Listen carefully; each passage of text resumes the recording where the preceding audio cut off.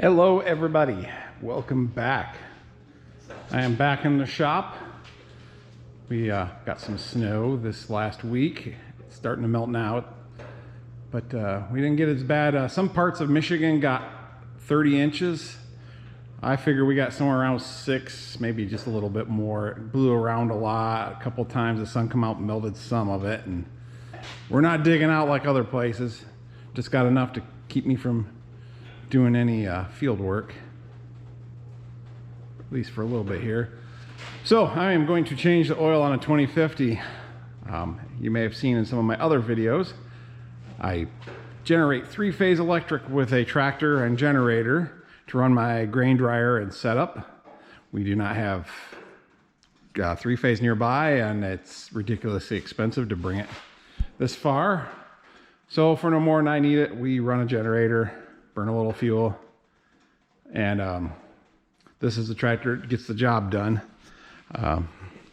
Biggest reason I need one this big is the main fan on the dryer is 40 horsepower electric motor, and once it's up to speed it doesn't take too much to run, but starting that baby up will make a smaller tractor bark. This Hercules has got enough lugging power.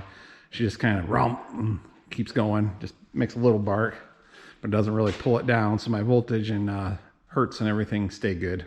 And that's what this box here is. I added this on. This is a Murphy gauge for if the oil pressure gets low, or if the I guess the bottom is water temperature, bottom or top's oil, but one way or another, oil pressure gets below a certain set point, or the water temperature gets above a set point.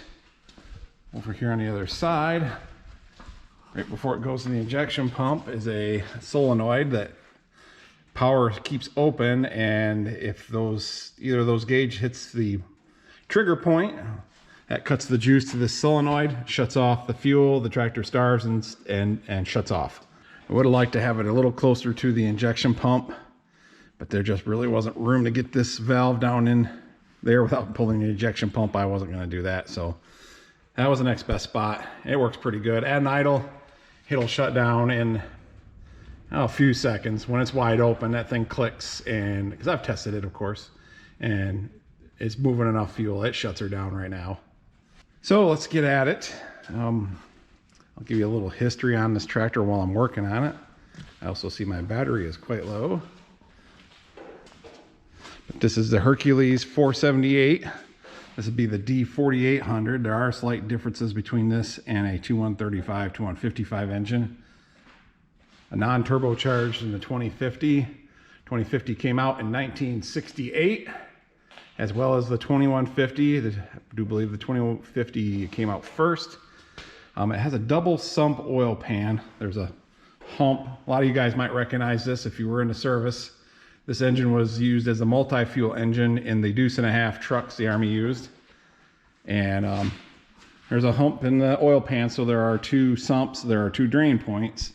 I don't know if everybody knows that's got one, but there's a drain plug in the front.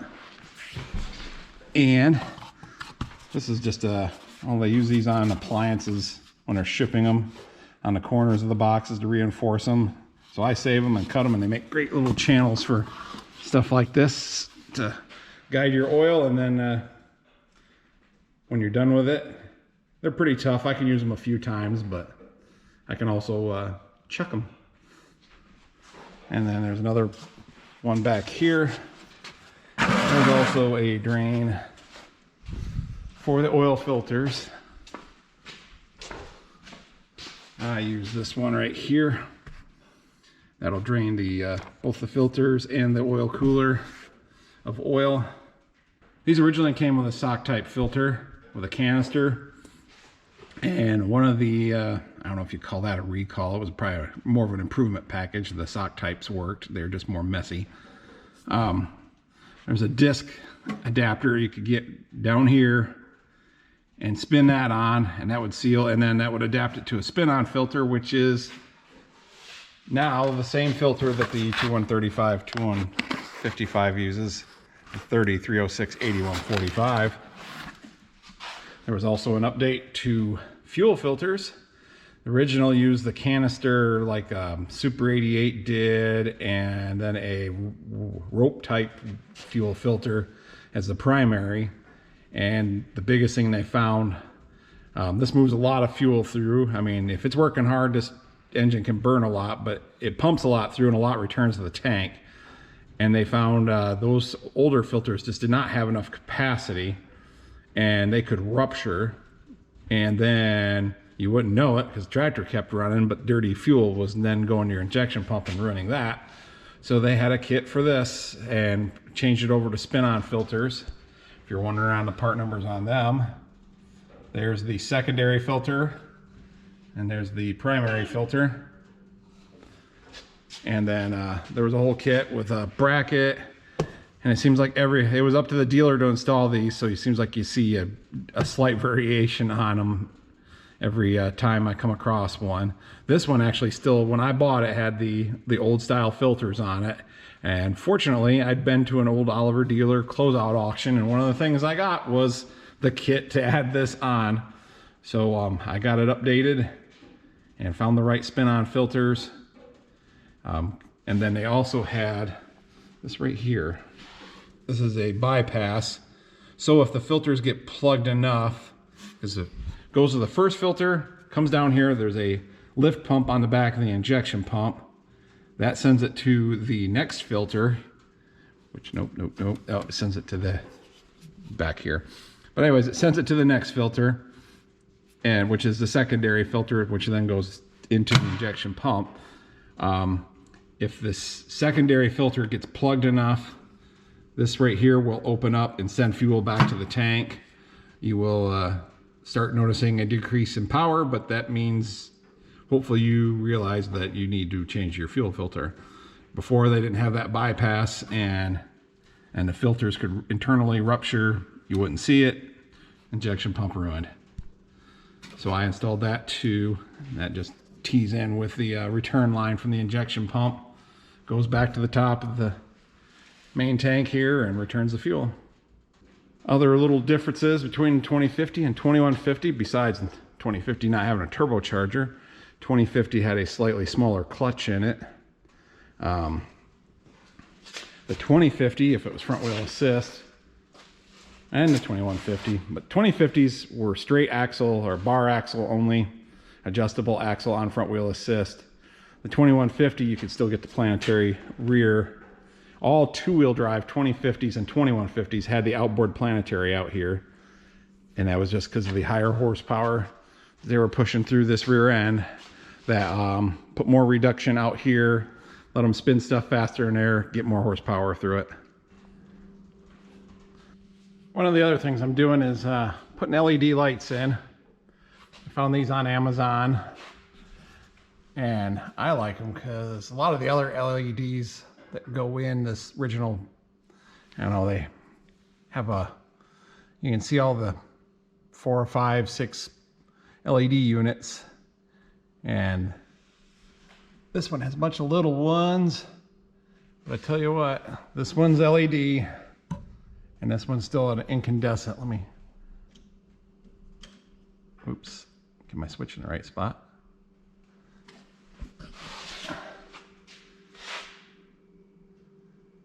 And there's a huge difference in the light.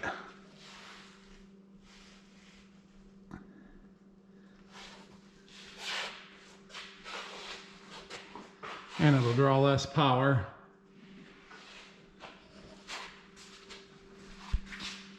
Ooh, man, I can't hardly stand to look at them. But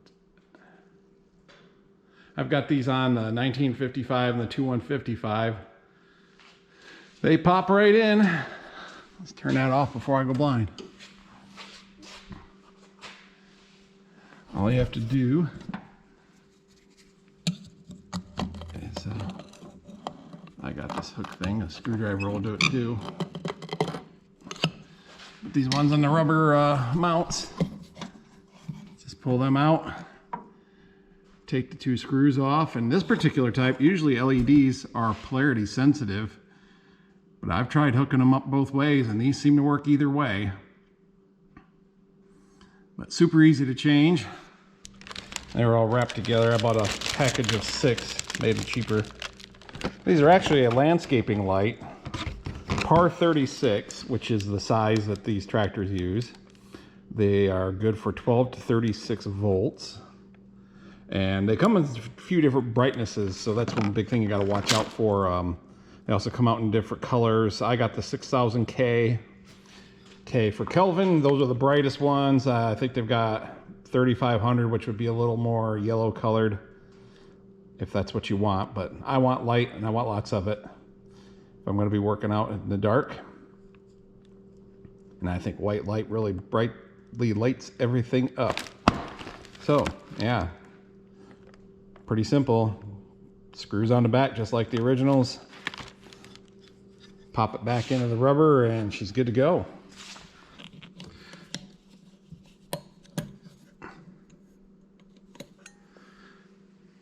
If you do happen to go to my Amazon store, I do make a small commission. It doesn't affect your price, but it does help me out a little bit. That is if you buy anything. If you don't buy anything, then you've got your money and Amazon doesn't, and I don't. There's probably no reason I couldn't remove that little tab there, but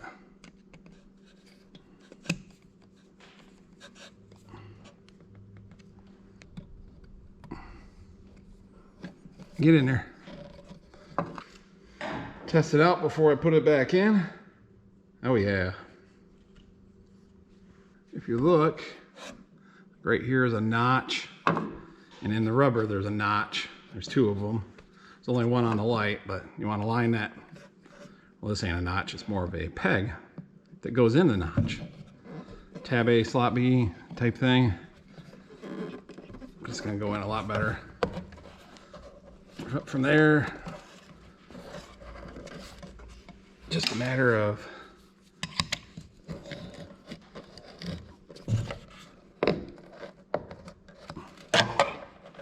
there it goes.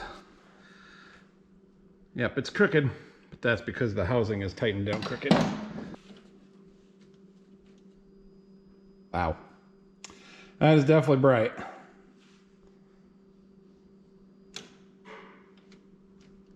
And now I got the other fender to do.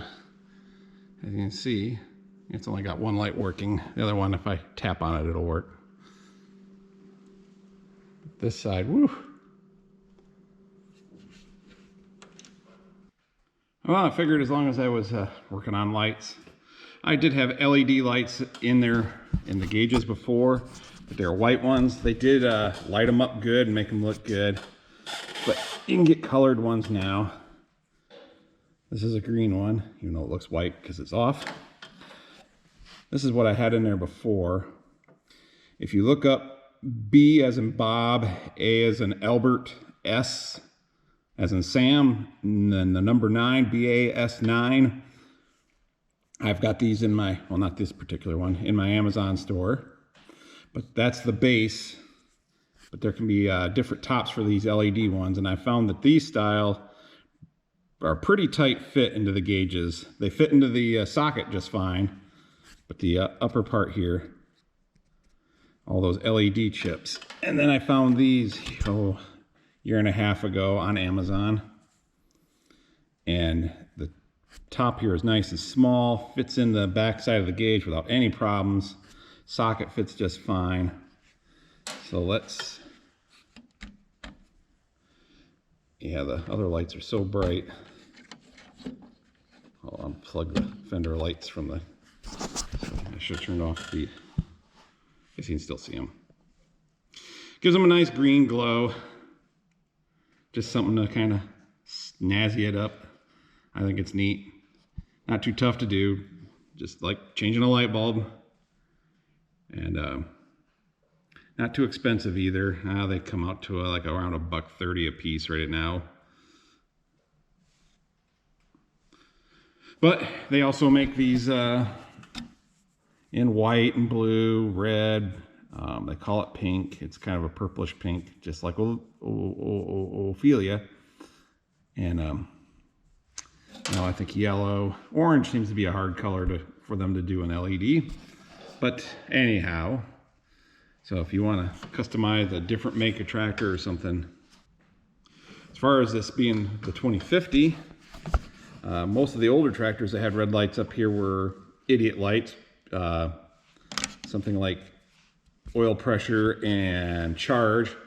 On the 2050 and 2150, I guess they were trying to fancy them up, and I'm trying to remember which one's which. They would say right on the glass, but years of weather and someone wiping them off like that, the letters are gone. But one was for the front wheel assist, and the other was for the parking brake, which is really, the parking brake one is something that really be nice, because guys forget to release the parking brake and smoke their brakes. So you'd have a light on with the brake, and I'm thinking the light was off when you were in two-wheel drive. I need to take the time one of these days and hook them up. The mechanism for the brake light is missing on my 2050, so Phil's 2150 has all the stuff, so I guess I'm probably gonna have to duplicate it unless I can find some. That would be a nice feature to have the light on when you're got the parking brake set. And I'm trying to think if these take the same.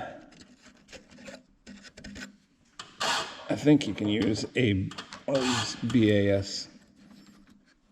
BA9S. I'm sorry, did I say BAS9?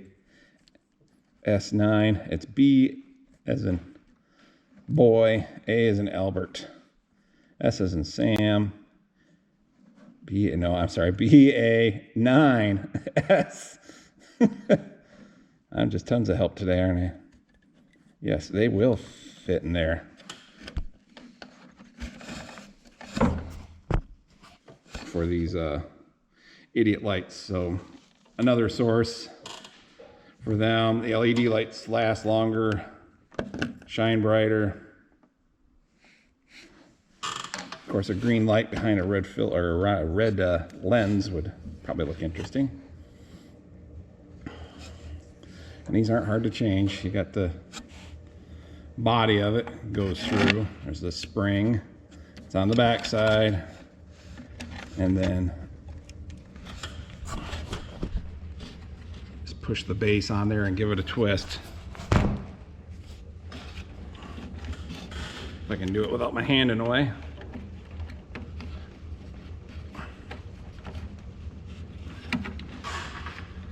Gotta line up the peg just like in the light bulbs. There it goes. And boom. She's in. But I'm not gonna waste a bulb on it because it's not hooked to anything currently. I've got 3.5 gallons in there. I fill it up to the top of the word full.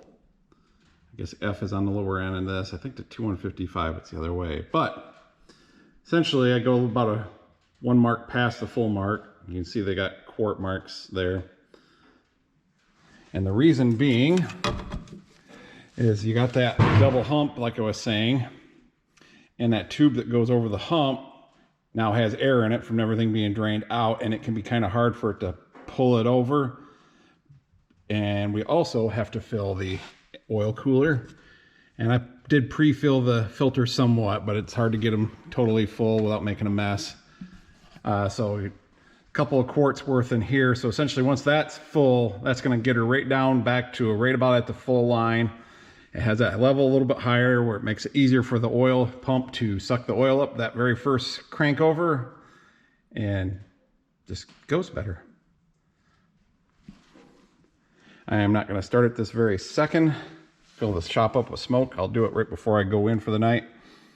And then I can check it again after it's sat. Let's see. Oh, I think the over under needs just a little bit. Yeah, it's right at the add line. Fluid looks good, has a good color, good smell. With those having clutch packs in them, smelling the oil ain't a bad idea. If it's kind of got a burnt smell to it, things might be starting to go bad, and it's easier to, or it's cheaper to fix things when they're just starting to go bad than when they've gone totally bad. So I'll see what the date is on that filter, and definitely going to change the one on the rear end. The filter, that is. Check the oil level there. It's been 5 years and about 300 hours. I'm going to Not gonna change the oil, but I'm definitely gonna change the filter and then top it off. Here's the AGCO number for that filter. This works on over and unders in Olivers and hydropowers. And it's also more the same because it's also the same filter that goes on the transmission on the other side. So I usually try to keep a few of these on hand just because they cover so many applications. Later whites with the heavy duty and super duty over and unders came out with a bigger filter, and you can, if you change the little nut screw thing in there in the center, you can change it out and put the bigger filter on these older units. But if you keep them changed regular, I think these do a fine job.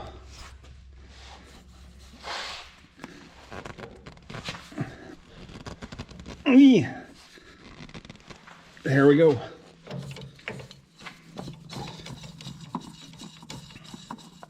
Already made an oily mess on the floor, so it's a little more.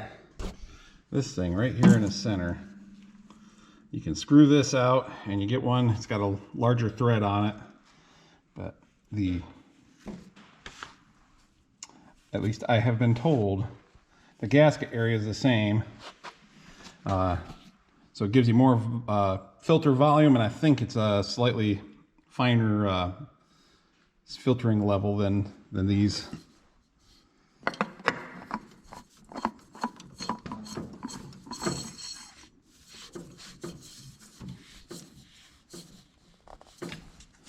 One of the more common questions I get asked is what fluid should go in your over-under hydropower.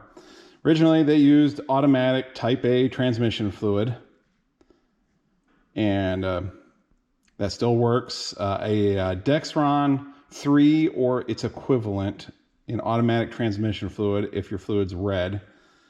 If it's later on, somewhere around 77, they switched from this automatic to the universal hydraulic transmission fluid that is still used in tractors today, like AGCO's 821XL. I think Deere calls it High Guard, Case IH calls it High Tran.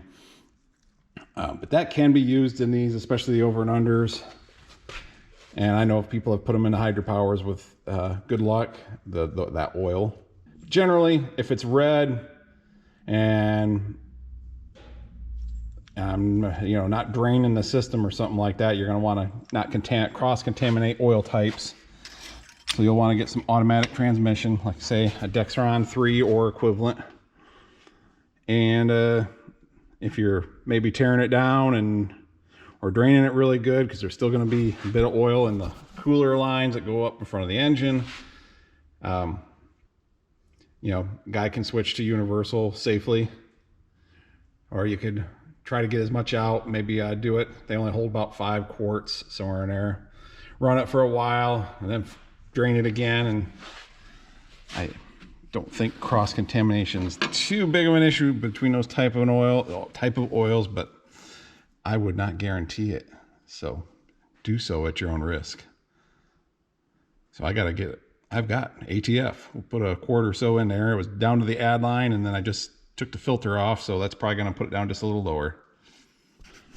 I've been getting this stuff at Sam's Clubs, and it is for use in vehicles previously serviceable by Dexron, and even more impressive, made in USA. So thank you, Sam's Club. Hopefully it's a good product, but it's affordable, and so far so good. I've been using it for, a couple years now and haven't had any issues. I only took about half a quart, but I haven't run it yet to fill the filter, so it'll probably take a little bit more.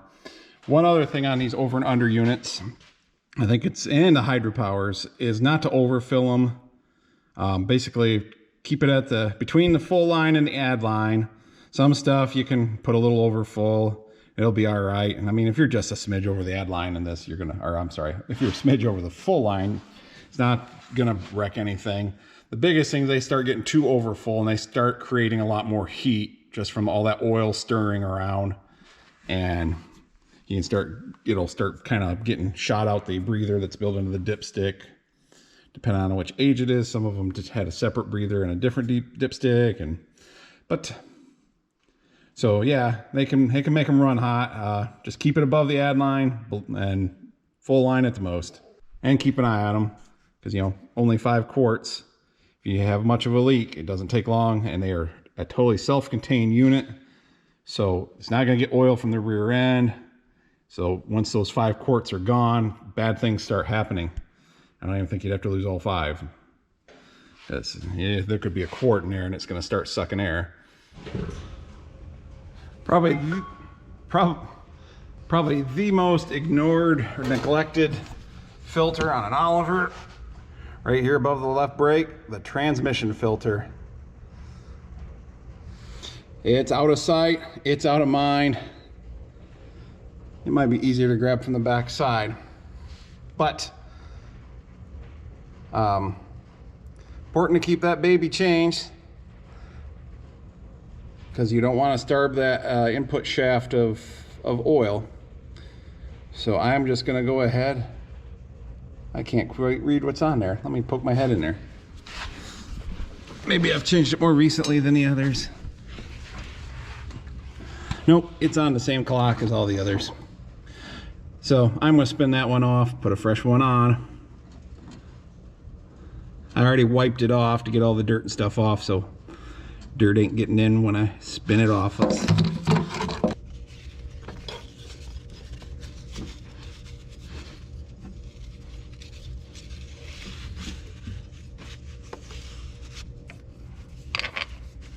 Let go. Okay, camera ain't working there. Just have to take my word for it. There. Broken free. Depending on how recent it's ran, there may be some oil. This one's been sitting in here for a couple weeks, so most of the oil drained back. So not making a mess.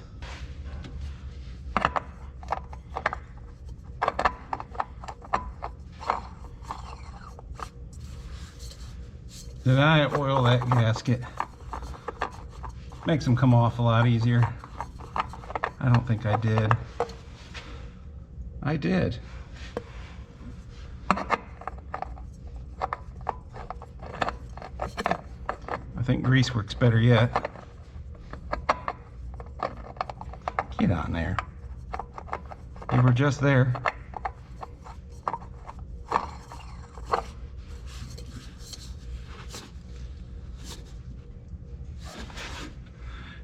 Wow, I even wrote it so it ended up right. Side up. Almost ready for the 7,000 hour club. I like to look in this trans fluid filter, and it's looking good. The oil color is good and everything, but if there's a lot of FM, there's no bypass for this filter, so if there's a lot of crud in there, I've more than once opened them up and the inside is crushed down because the filter media is getting plugged, and so the pressure starts collapsing the filter. But I'm not seeing any sign of that here. Looks like it's in good shape, which is good. Like I say, the oil looks like it's in good shape, and it's getting hard to find ADW 90, let alone pay for it. Checking the rear end oil on these large frame Olivers, at least 1800 C series and on up, is pretty easy. Got these 2 plugs on the PTO. This bottom one is for stationary use. Essentially, if you're on level ground and not moving around, just maybe running a PTO pump or generator or something, it can be this low and the lube pump will still suck up oil and lubricate everything. But you start going up and down hills and stuff like that, and it's gonna suck air at times. So this is the level you want it to. Might as well just say all the time. And you want it to just the bottom of this hole, or where it just kind of comes out. My guess is it's probably a little bit low.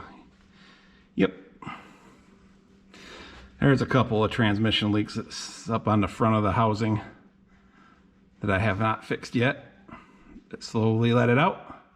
So to top it off, we will just unscrew the vent here on the top of the PTO unit and pour it in there. And if you're changing it all, that'll still fill the front compartment and the back compartment. You still check it in the same spot. So I guess I need to find some oil. That didn't take too much. A couple quarts starting to dribble out of there. That's good enough. Generally, these large frame ones hold about 10 or 11 gallons of 80W90. I say 10 or 11 because if you've got 3-point hitch with the the category 2 3-point hitch, which this one does not, it has category 3. The draft control or the draft sensing spring and some of the linkages inside, that takes up space. And so those don't take quite as much oil. And then these category 3s, the leaf springs are on the outside. Most of the draft, almost all the draft stuff, just the shaft that goes through is about the only thing. So that's spot where oil now has to reside. So that pushes it up more towards 11. If you have no 3-point hitch at all, then there's just caps in there. Then you don't even have the shaft through. So kind of varies a little bit depending on what options you have. But essentially, if you got 11 gallons, you're probably going to get it covered. And it doesn't hurt to have some spare for topping off and checking things. Now, my parts guy, also known as me, been a little derelict in his duties and keeping stuff stocked. I put the last hydraulic filter in the 1750 this summer, and I do not have another one on the shelf. So, well, we won't change that right now. I'll get something coming. And same with the 2 fuel filters. Thought I had another set of those, but I do not. So once again, I'll get a pair of them coming. It'll survive until then. It will probably mostly sit until then. Let's check the transfer case. Normally, I'm running out of hands. This is a steel pipe. I got some clear ones to put in their place. Then I can kind of look and see how my oil level is. And right now I'm thinking it's a little low.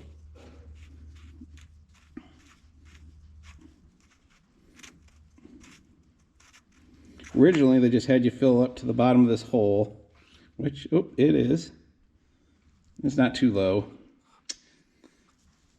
Just a little condensation inside that pipe, or maybe it's a clear PVC. I'll wash that up, but we'll add a little bit to it.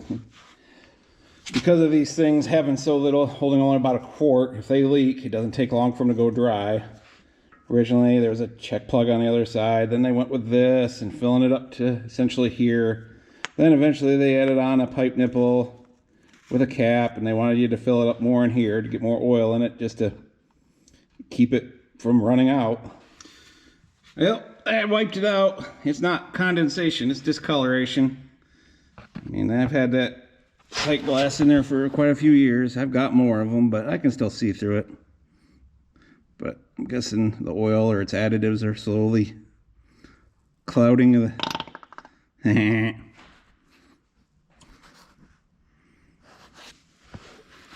clouding it up.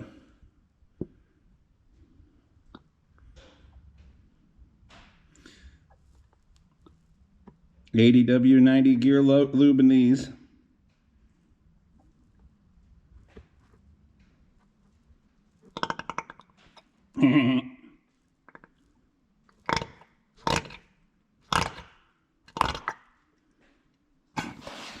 I think we're going to call that good.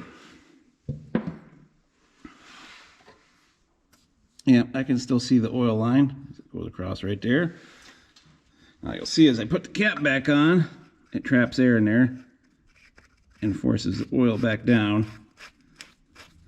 Some of my other front wheel assist Olivers, I have made basically took a relief valve from an air compressor. You can buy them pretty cheap. Tapped and drilled and tapped the cap here. Put that in, and I can just pull the ring that lets the air out and lets the level equalize. Yeah, I can see it forcing it down. Or, you know, it's fairly well protected under here. So you can just screw the cap on, hand tight, let the air out, see if the oil level comes up. Yeah, it's going down again. So that took, I don't know, that quart jug was not even half full. So took a pint or something to top it off. Not too bad. It is almost dinner time. So I'm gonna fire it up and just to get the oil, you know, filters and everything filled. And then can check it later tomorrow after the smoke clears.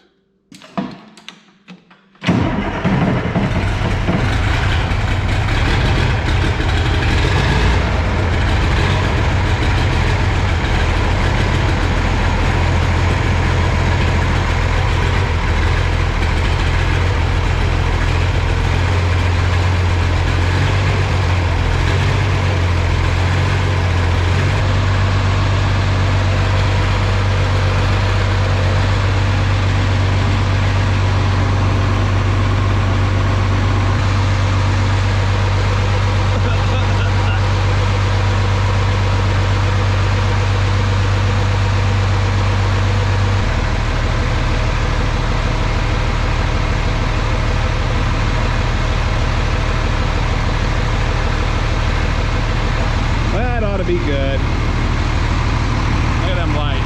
Woo!